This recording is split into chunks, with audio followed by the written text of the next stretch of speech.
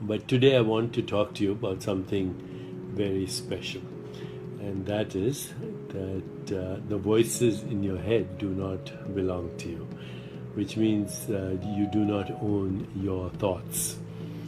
They're part of your conditioned mind. So what do I mean with that? What do I mean when I say that?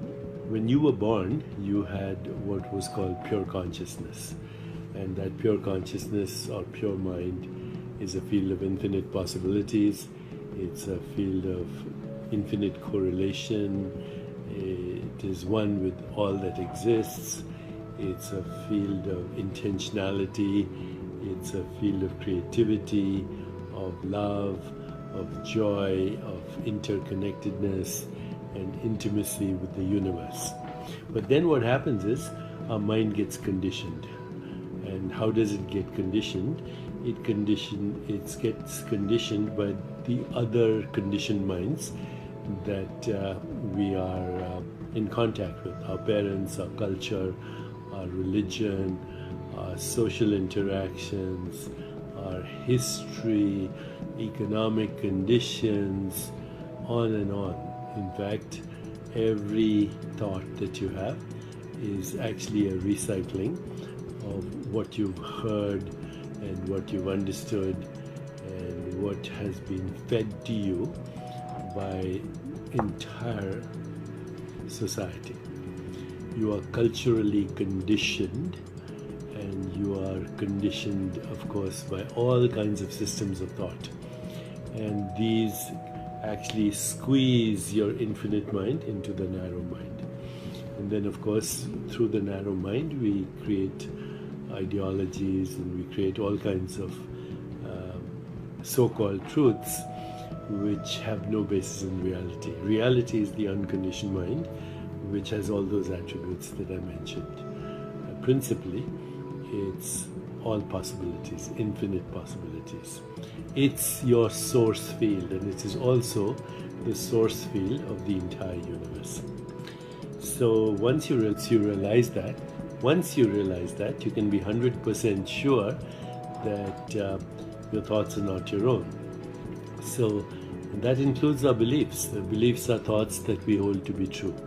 So some thoughts, some beliefs are limiting. I'll never be good enough, I'll never be successful, I'll never be rich, I'll never have a good relationship, I'm too ugly, I'm not attractive enough, I'm not thin enough, etc. Remember, these thoughts don't belong to you.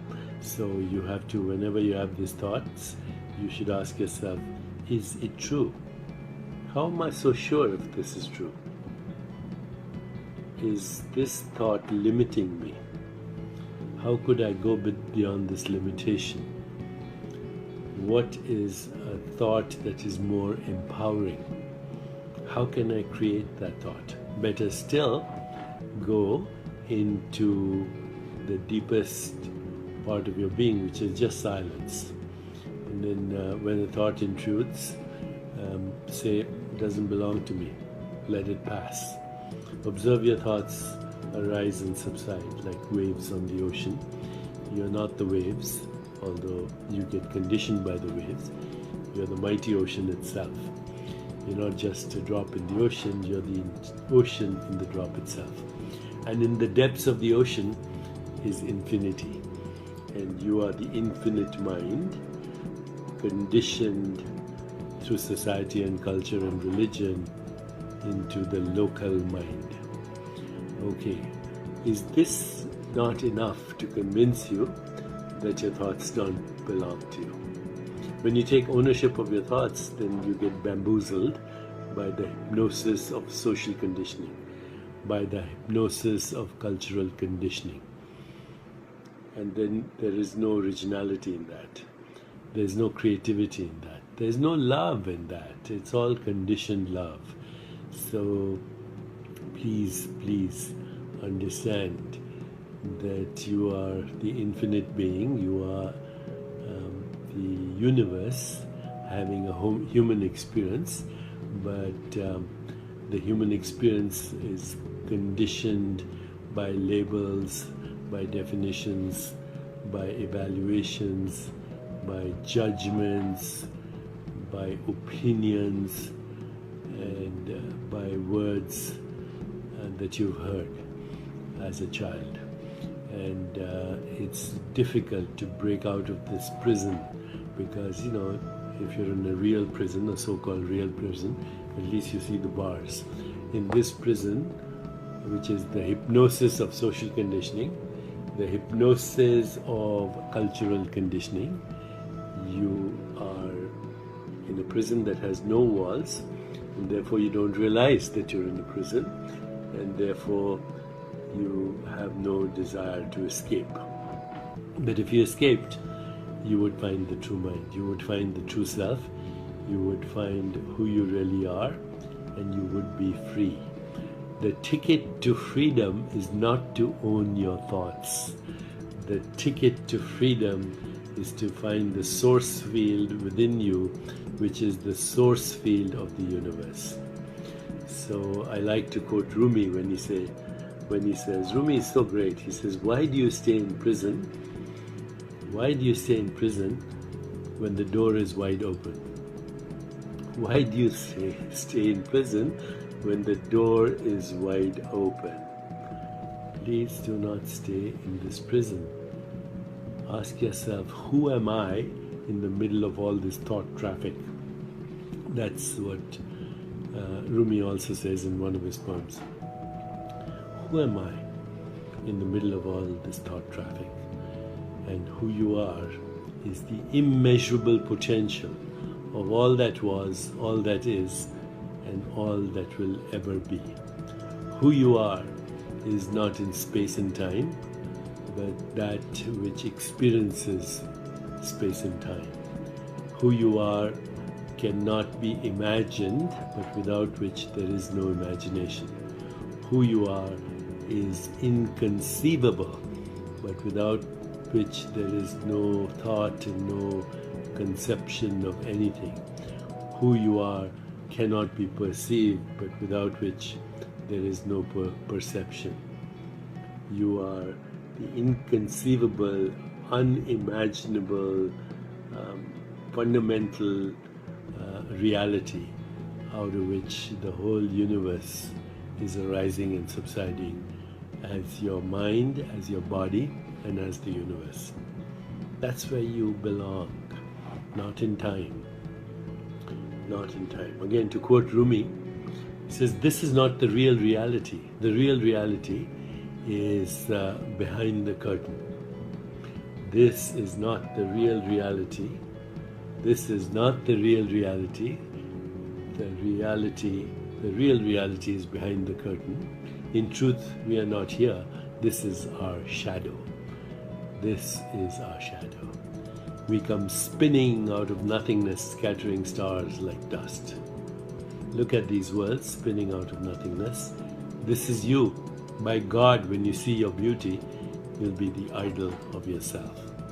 And when you have that total self-knowledge, when you have that total self-awareness, when you have that total self-love, then there is no stopping to what you can think of, what you can dream of, what you can imagine, what you can create, what you can become.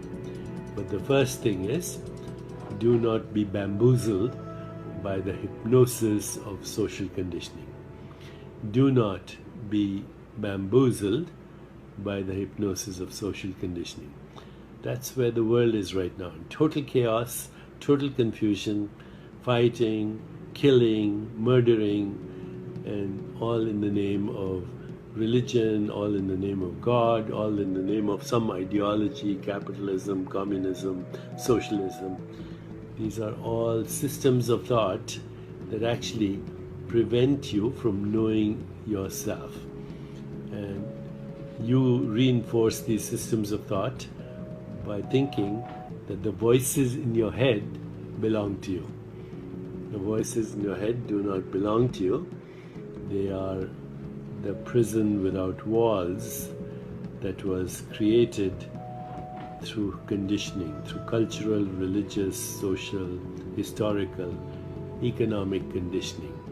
That's what created the conditioned mind, that's what created the fragmented mind, and that fragmented mind prevents you from knowing your true self.